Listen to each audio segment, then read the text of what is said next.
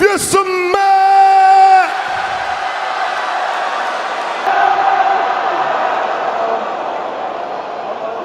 The best in the world. Believe in the Shield. Give me a hell yeah. You some man. Acknowledge me. The greatest performance in the history of Roman Reigns' career. The most violent, the most diabolical, the most dangerous, a beast slayer, a conqueror's conqueror, the goat of all goats. So that they say at the end of the match, ladies and gentlemen, your winner, the ultimate needle mover, the head of the table, the tribal chief. This is greatness on a different level. I'm the greatest of all time.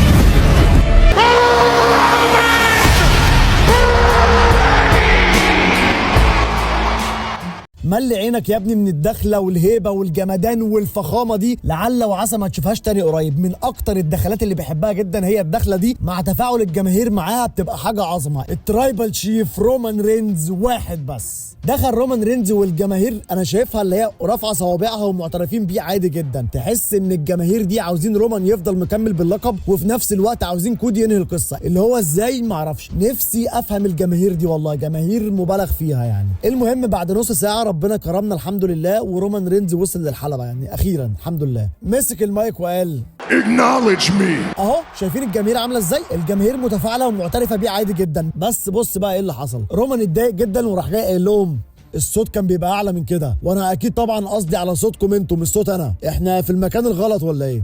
طيب تعالوا نجرب تاني. Acknowledge me. بعدها بقى المره دي الجماهير قعدت تهتف لكودي رودز بعد ما اعترفوا تاني برومان رينز، اللي هو ازاي انا مش عارف يعني. فساعتها بقى رومان كان خلاص جاب اخره وقال طيب انا هجرب للمره الاخيره، ولو ما بقيتوش في صفي فانا كده وفيت بالتزامي وجيت، بس انا همشي اخر مره. Acknowledge me.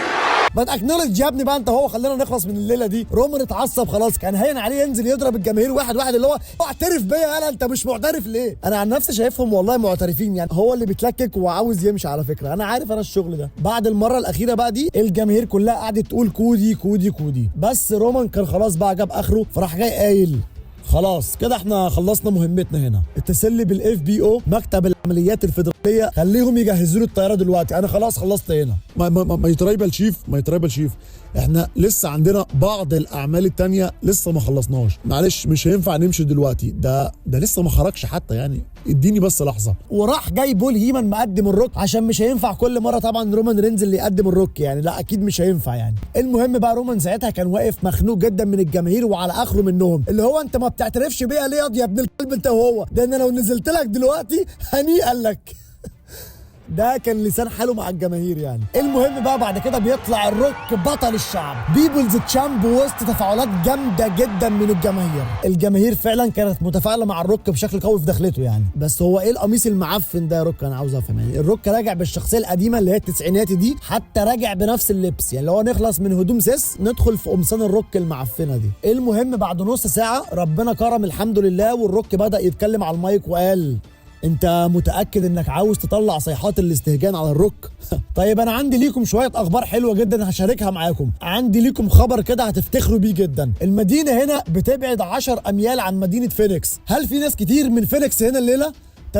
تمام كنت عارف، ده شيء منطقي جدا. بعد بقى اما الروك عمل شويه سيرش كده، اكتشف ان المدينه الاولى في امريكا لتعاطي الكوكايين والمخدرات هي فينيكس اريزونا. وده معناه فاينلي، اخيرا حياتك بقى ليها معنى، اخيرا للي مدفون تحت الصبار، اخيرا بقى عندك شيء يستحق التصوير. لان في لحظه ما انت قاعد وبتتفرج على الجمدان ده فاينلي The Rock has come back to Arizona.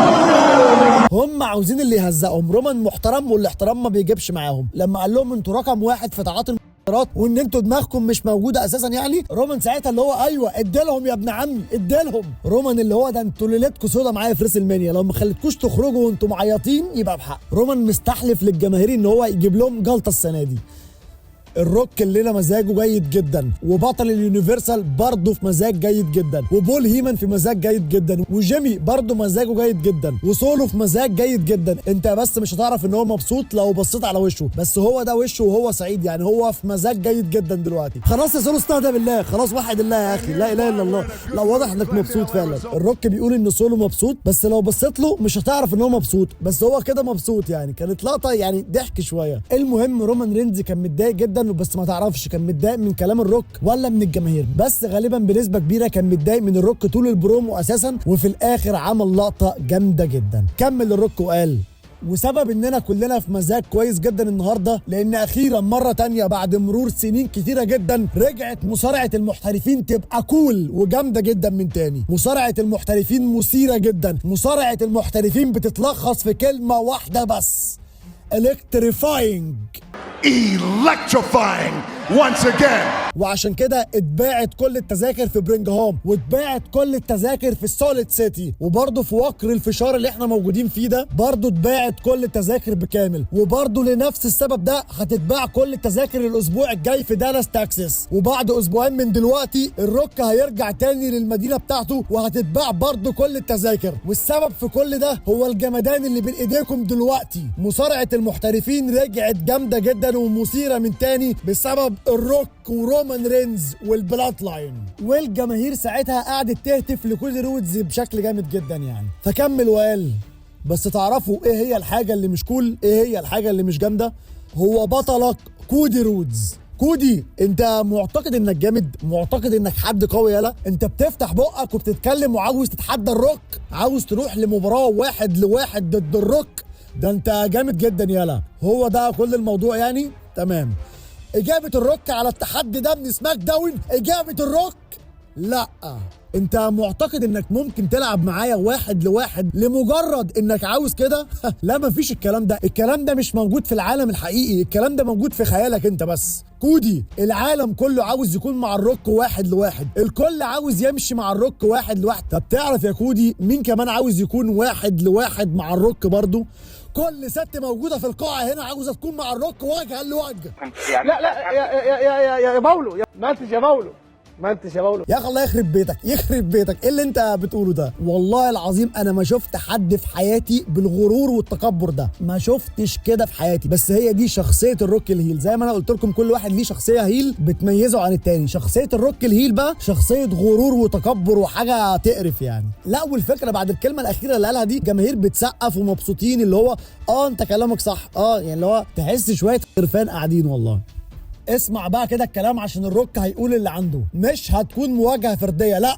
كودي رودز انت فاكر انك حد جامد جدا؟ معتقد انك تقدر تواجه الروك 1-1؟ انت عبيط يالا. انت عندك دلوقتي اكبر مباراه في ريسل مانيا في مسيرتك كلها ضد البطل الاكثر سيطره وهيمنه في تاريخ الWWE وجاي تتحدى الروك؟ انت غبي يالا. الروك ورومان رينز والبلاد لاين سمعوا التحدي بتاعك وكلنا قعدنا نضحك عليه، لكن دلوقتي الروك رجل الاعمال واحنا هنا كلنا رجال اعمال، عندنا عرض مضاد بالنسبه ليك. انت معتقد انك قوي انت وصاحبك الجديد ده المهرج المتخلف اللي اسمه سيس رولينز. طيب سيس، هل انت معتقد انك شخص قوي جدا، شخص يقدر يقف قدام الروك؟ طيب ايه رايكم في التحدي ده؟ في الليله الاولى في ريسل مانيا تحصل اكبر مباراه تاج تيم في تاريخ الWWE كلها، اكبر مباراه تاج تيم في تاريخ مصارعه المحترفين كلها، وهتكون كودي وسيس ضد بطل اليونيفرسال وبطل الشعب ذا روك. بس المباراة دي مش هتكون مباراة تكتيم عادية كده، لا لا لا لا لا، المباراة دي هيكون ليها شرط. لو انتوا الاتنين قدرتوا تغلبوا الروك ورومان رينز في الليله الاولى، ففي الليله الثانيه يا كودي في مباراتك ضد رومان رينز على البطوله مش هيحصل فيها اي تدخلات خالص، لا من الروك ولا من جيمي ولا من سولو ولا من الوايز مان ولا من اي حد خالص. هتكون منك لرومان رينز على طول. لو فزتوا في الليله الاولى فانت يا كودي هيكون عندك فرصه عشان تنهي قصتك وجها لوجه مع رومان رينز. ولكن لو الروك ورومان رينز هم اللي فازوا عليكم في الليله الاولى، ففي الليله الثانيه الماتش بتاعك مع رومان رينز هيكون بقوانين البلاد لاين، كل حاجه هتكون مباحه للبلاد لاين. يعني ممكن تلاقيني ساحب كرسي قاعد بيه جنب الحلبه مع بات مكافي، ممكن تلاقي جيمي بقى هو حكم المباراه، ممكن بول هيمان يعمل اللي هو عاوزه، ممكن تلاقي سولو قاعد بيغني النشيد الوطني جنبكم. قام ساعتها سولو راح جاي باصص له كده اللي هو انت عبيط ولا ايه؟ النشيد ايه اللي اغنيه ده انا برجع وانا بتكلم على المايك. سولو كان خلاص جاب اخره حرفيا من الروك، اللي هو هاين عليه يرزعه بالصباع دلوقتي. انا عارف ان فكره انك يا سولو تغني النشيد الوطني دي حاجه مضحكه جدا، حاجه صعبه، انت صوتك جحيم ترجيع. لكن خلي بس الروك يخلص كلامه دلوقتي، اقعد هناك على جنبه واخلص خالص واقفل بقك. ايه المعامله الزباله دي؟ انت سالت عليه قبل ما تقول له الكلام ده عليه صباع مجننا كلنا، فلو انت بتقول ايه؟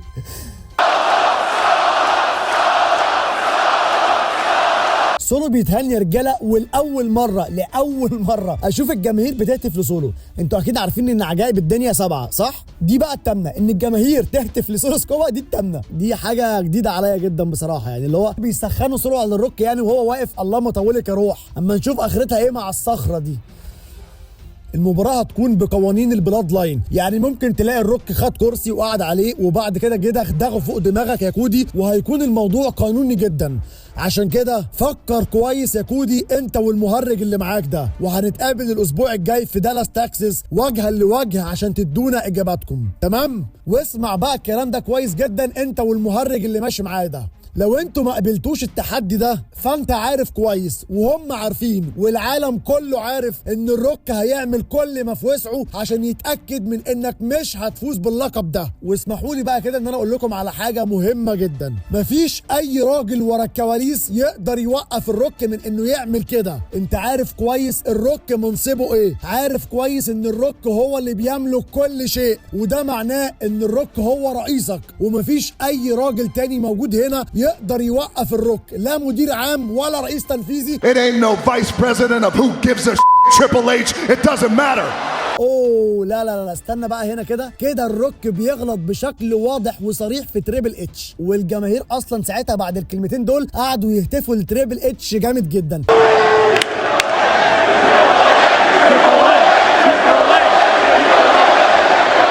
اللي هو من الاخر كده الروك بيقول لكودي رودز يعني جابها له على بلاطه، لو ما قبلتش التحدي ده فانا ما فيش اي حد هيقدر يمنعني من اني اخليك تخسر في ريسل مانيا. اللي هو هخسرك باي شكل باي حاجه، حتى اللي انت بتتحمى فيه اللي هو تريبل اتش، حتى ده انا رئيسه ورئيسك وكلمتي هتمشي عليكم انتوا الاثنين. ده فيما معنى كلام الروك، يعني الكلام ده جامد جدا، الكلام ده بيولع الدنيا جامد جدا. والكلام ده على فكره كان المفروض يتقال الاسبوع اللي فات اصلا، بس هو اتاخر شويه. اعتقد كده تريبل اتش رجع تاني يبقى محطوط في المشهد، والموضوع بيولع جامد جدا كل يوم عن التاني ولسه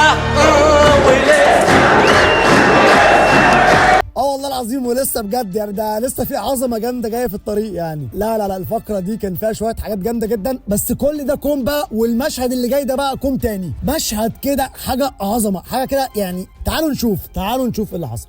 فهو ده الموضوع يا كودي، لو ما قبلتش التحدي ده فالروك ورومان رينز هينهوا قصتك بشكل مأساوي. هنقابلكم الاسبوع الجاي في سماك داون عشان تدونا اجاباتكم.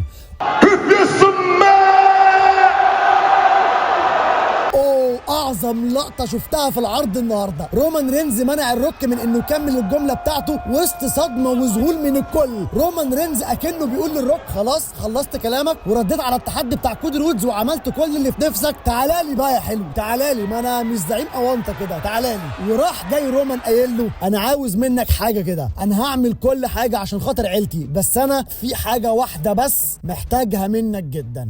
Acknowledge me.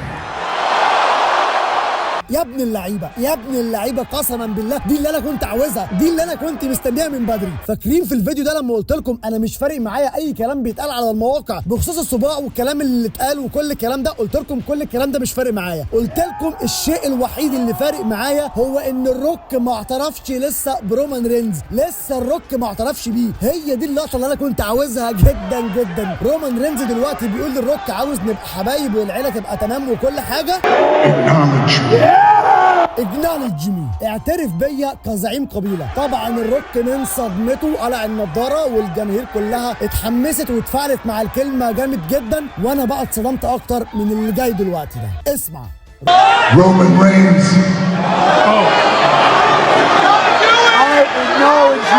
my family, I acknowledge you as my tribal chief.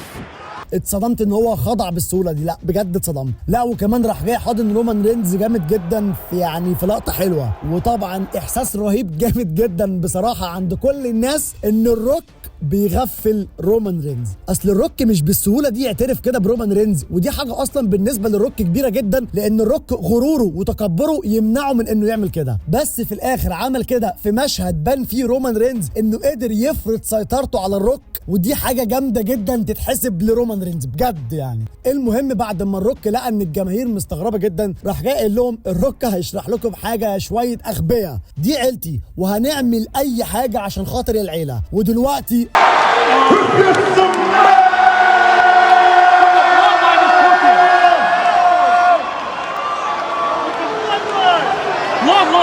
وراح جاي مبصيها لرومان رينز، بيعمل له اسيست وبيقول له خش انت هات الهدف.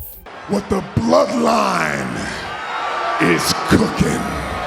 فخامه وجمدان وهبه من رومان رينز حرفيا. الفقره كلها كوم، واللقطه الاخيره دي كوم تاني خالص. عجبني قوي قوي رومان رينز فيها فرض سيطرته على البلاد لاين كلها وعلى الروك. عشان بس الناس اللي كانت عماله تقول لي في الكومنتات الروك لما بيتكلم خلى رومان رينز يبقى زي سولو، كلام غريب كده، وهم مش واخدين بالهم اصلا ان الروك هو اللي لازم يتكلم دلوقتي، عشان ده واحد غايب بقاله كتير جدا ولازم يعرف الناس ايه اللي هيعمله الفتره الجايه وكده يعني. فكان طبيعي جدا ان هو اللي يتكلم المره اللي فاتت ورومان يسكت، والمره دي برده طبيعي ان هو يتكلم ورومان يسكت، لان التحدي بتاع كودي رودز موجه للروك، فلازم الروك هو اللي يرد. ولكن بعد ما رد وعمل كل اللي هو عاوزه، رومان قال له تعالى لي بقى acknowledge me. فخلاص كده اعتقد رومان جابها له من الاخر يعني. الترايبال شيف زعيم القبيله الاندسبيوتد WWE يونيفرسال هيفي ويت شامبيون رومان رينز واحد بس. البلاد لاين مالهمش غير زعيم قبيله واحد بس. المهم بعد كده بقى حصلت لقطه غريبه جدا، وهم بيرفعوا صوابعهم الروك برضه راح جاي عامل حرف ال تاني، بس بعدها راح جاي قافل صباعه. ما تعرفش بقى هو كان ناسي وافتكر ولا قاصد بيها حاجه برضه ولا ايه، ما تفهمش يعني، حاجه غريبه يعني. اللقطه دي غريبه، بس المهم انتهت الفقره كلها على كده، وانتهت والبلاد لاين كلهم على قلب زعيم قبيله واحد لحد دلوقتي، وربنا يسترها. المهم نطلع بقى من الفقره دي بكام حاجه كده مهمين جدا جدا. اول حاجه الروك رفض المباراه الفرديه وعرض على كودي تحدي جديد وصعب جدا جدا. لا وكمان بيجبر كودي وسيس انهم يقبلوا التحدي. التحدي هو عباره عن مباراه تاج تيم في الليله الاولى لريسل مانيا، ولو سيس رولينز وكودي رودز فازوا فساعتها في الليله الثانيه محدش من البلاد لاين هيتدخل في المباراه بتاعه رومان رينز وكودي رودز، محدش هيتدخل فيها، وهتبقى المباراه نظيفه جدا. لكن لو الروك ورومان رينز هم اللي فازوا فالليله الثانيه الماتش ده هيكون بمزاج البلاد لاين، اي حاجه هيعملوها هتبقى قانوني. الروك يضربه بالكرسي هيبقى قانوني، جيمي لو لبس لبس الحكم وهو اللي دخل عد هيبقى قانوني، هتبقى كل حاجه مباحه للبلاد لاين من الاخر، اللي هو هتخسر يا كودي. فالتحدي ده صعب قوي قوي بجد، ومش عشان كده بس كمان، لا ده صعب عشان حاجه تانية. فاكرين الاسبوع اللي فات لما قلت لكم هل هيعملوا مباراه تاج تيم بينهم هم الاربعه، وساعتها قلت لكم طب لو هم ناويين يعملوها هيعملوها امتى؟ ده هتبقى صعبه قوي قوي لو سيس او كودي او رومان لعبوا في الليله الاولى وفي الليله الثانيه، لان افرض كودي او رومان اتصابوا في الليله الاولى كده وش الليله الثانيه هتبوظ او هيبقى فيها مشاكل جامده جدا يعني. لا وخد كمان برضو الكبيره، سيس رولينز هيلعب ماتشين في نفس الليله والماتشين تقال قوي. طب افرض اتصاب في الماتش الاولاني وهو كده كده اصلا مصاب اساسا يعني، هو على تكه حرفيا متصاب خلقه اساسا يعني، فاللي هو هيعملوا ايه لو سيس مثلا اتصاب في الماتش الاولاني؟ وبعدين اصلا في سؤال تاني، انهي ماتش فيهم اللي هيبقى الحدث الرئيسي؟ الماتش التاج تيم ولا الماتش بتاع درو؟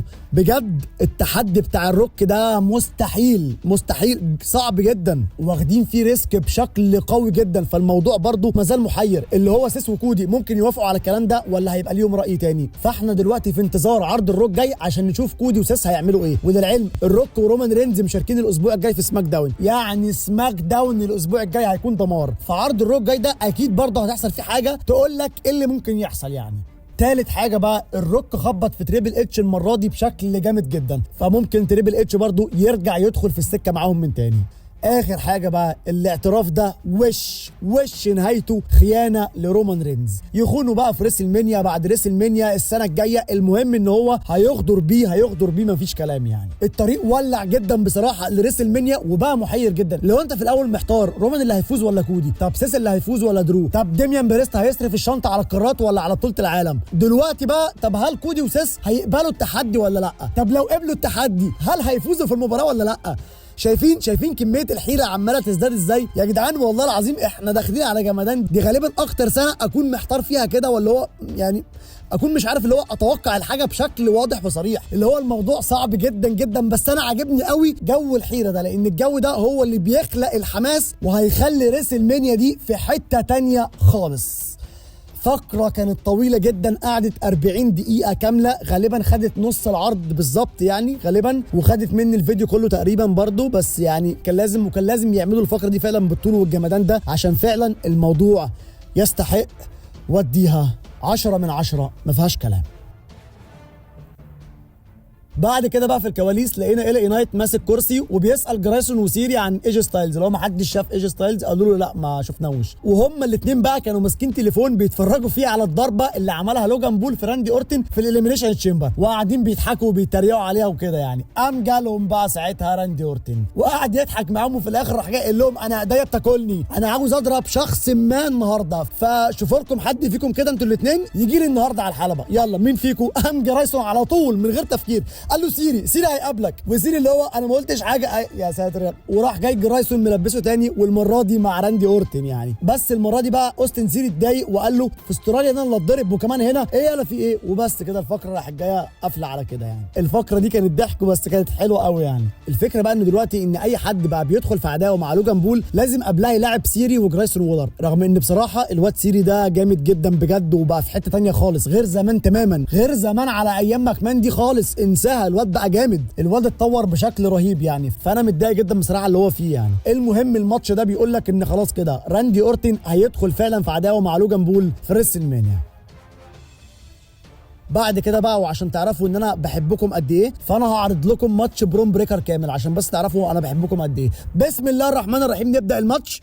ايوه شكرا، الماتش خلص على كده. اتمنى تكونوا استمتعتوا بالماتش الاربع ثواني ده. 4 ثواني انا مش عارف ايه الرقم ده، يعني ايه 4 ثواني دي؟ انا عايز افهم يعني ايه ماتش 4 ثواني دي، ما انا مش فاهم. ده انت لو بتزعق له كان زمانك طولت اكتر من كده. ايه 4 ثواني ده؟ انا مش مستوعب الرقم يعني، مش واخد بالي. ماتش عباره عن سبير، برون بريكر جايبين له واحد من شارعهم عشان يلعبه ويخسر. انت فرحان على ايه؟ احنا هنبتديها كده ولا ايه؟ ما انا عاوز افهم بس. لا لا لا لا لا، انا مقدر جدا ان فقره البلاد لاين شفطت العرض كله، ففي حاجات كتيره اتكروتت يعني. فالماتش ده كان ممتع جدا، انا استمتعت بيه. واديله سالب 2 من 10، كل واحد فيهم سالب. ماتش عباره عن صوره واحده، فيعني كفايه كده على الفقره عشان مش لاقي حاجه احطها فيها. بعد كده بقى بنروح لماتش سانتوس اسكوبار بتاع السجاد ضد كارليتو الفكهاني ابو تفاحه. الماتش ده بصراحه برضو كان جامد جدا، وفي نهايه الماتش رجع اللوتشادور ري ميستيريو بقناع مخيف جدا. مش عارف بصراحه ايه القناع ده، شكله مش احسن حاجه خالص بالنسبه لي يعني. بس اخيرا رجع ري ميستيريو من الاصابه وضرب سانتوس وساعد كارليتو على الفوز. وعوده ري ميستيريو دي تمهيد لماتش جامد جدا هيحصل بين ري ميستيريو وسانتوس اسكوبار في ريسل مانيا، ده 100% وش هيحصل يعني. والماتش ده بصراحه والعوده كانوا جامدين جدا، وديهم 9 من 10. وقبل ما نكمل احب اشكر اخويا وحبيبي ابو صلوح، وبقول لك لا استنى، انا عن نفسي قلت ان بقيت متقبل الفكره، لكن في فرق بين اني متقبل الفكره وبين اني عاوز ايه دي حاجه تانية خالص. تمام حبيبي جدا يا ابو صلوح، والله انا بهزر معاك يعني. اما بقى اخويا عزيز، فانت والله العظيم كومنتاتك بتطربني كل فيديو، بتطربني، وفعلا عندك حق يعني في حته بروك ليزنر دي جدا، متفق معاك فيها. وبقبل تحدي اخويا اوميجا، وبقول لك بس انا متفق معاك في حته ان رومان رينز هيفوز. انا اصلا حاسس ان هو هيفوز يعني، بس الشنطه اعتقد ممكن تتصرف على القارات. بس عامه الكومنت موجود، وانا قبلت التحدي على حته الشنطه دي بس لاني متفق اصلا معاك في فوز رومان رينز يعني. بس كده. بعد كده بقى بنروح للحدث الرئيسي معانا، اوستن سيري ضد الفايبر راندي اورتن. وكان كيفن اوينز قاعد على ترابيزه التعليق، وكان جرايسون وولر واقف تحت الحلبه. والماتش ده يا رجاله من احلى الماتشات اللي انا شفتها بجد، يعني عجبني جدا. الاثنين دول اقل ما يقال عنهم، اقل حاجه تتقال عليهم ان هم لعيبه محترفه قوي. كل واحد فيهم بيشيل التاني لو حصل اي غلطه ممكن تعمل اصابه، بحيث ان هم ما يطلعوش اي غلطات في الماتش. راندي اتكعبل وهو طالع على الحبل الثالث، بس سيري لحق الموقف وعملها بشكل جامد جدا بجد. يعني اللقطه دي عجبتني ودخلت دماغي جدا. وبعد مباراه عظيمه خلصها في الاخر راندي اورتن بواحده اركي على اوستن سيري، انما ايه كانت طرب وفاز في الاخر راندي اورتن. وبعد المباراه طلع جرايسون وولر وهجم على راندي، قام ساعتها كيفن بقى طلع له اللي هو تعالوا لي بقى ده انتوا خنقتوني، وراح جاي رازع سيري واحده ستانر بسيلنج، يعني جامد جدا من الواد سيري بصراحه. وبعدها راندي رزع واحده اركي اول جرايسون وولر، انما ايه تدرس وانتهت الفقره والعرض كله على كده. يعني كده وش هتحصل عداوه ثلاثيه بين لوجان بول وراندي اورتن وكيفن اوينز على الولايات في ريسل مانيا، ما فيهاش كلام تاني. يعني ودي للفقره دي 9.5 من 10. عرض النهارده يا رجاله كان جامد جدا، ما فيهوش غلطه حرفيا. وكل العروض الفتره الجايه هتبقى كده، سواء الرو او سماك داون لحد لما نوصل لريسل مانيا. فالعرض النهارده يعني كان بجد ما فيهوش كلام، واديله 10 من 10. واجمد واحد فيه كان بالنسبه لي الترايبال شيف الاندسبيوتد WWE يونيفرسال هيفي ويت شامبيون رومان رينز. Acknowledge me! وبس كده يا معلم، هو ده كل اللي حصل في فرايداي نايت سماك داون. قول لي بقى في الكومنتات، تفتكر سيس رولينز وكودي رودز هيقبلوا التحدي بتاع الروك ده ولا لا؟ مستني بقى اعرف رايكم في الكومنتات، وما تنساش تحط لايك وتشترك في القناه وتفعل الجرس عشان يوصلك كل جديد. وبس كده يا معلم، خلص الكلام.